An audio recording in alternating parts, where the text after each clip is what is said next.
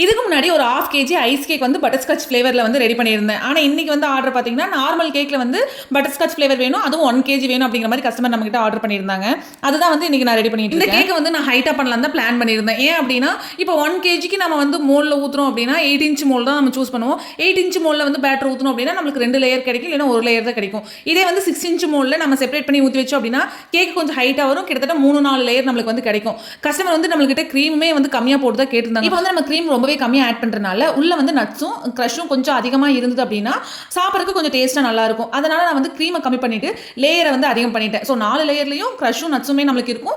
சாப்பிடறதுக்குமே வந்து நல்லா இருக்கும். ஸோ இது வந்து நார்மல் பட்டர் கிரீம் கேக் தான். அதனால நம்ம வந்து யூஸ்வலா பண்ணாம கொஞ்சம் ஹைட் வச்சு நம்ம பண்ணிக்கலாம்னு சொல்லியிருந்தேன். இந்த மாதிரி கேக் வந்து நான் ரெடி பண்ணியிருந்தேன். கேக்கோட அவுட்புட் வந்து இந்த மாதிரி தான் இருந்தது. இந்த கேக்கோட டிசைன் வந்து எப்படி இருக்குன்னு சொல்லிட்டு மறக்காம கமெண்ட் பாக்ஸ்ல கமெண்ட் பண்ணுங்க. கேக்கையும் நல்லா சூப்பரா பேக் பண்ணி கஸ்டமருக்கு நீட்டா டெலிவரி பண்ணியாச்சு. இதே மாதிரி ஹோம்மேட் கேக் ப்ரௌனி எல்லாம் வேணும் அப்படின்னா மறக்காம கீழ இருக்கிற வாட்ஸ்அப் நம்பர்ல வந்து ஆர்டர் பிளேஸ் பண்ணிக்கோங்க.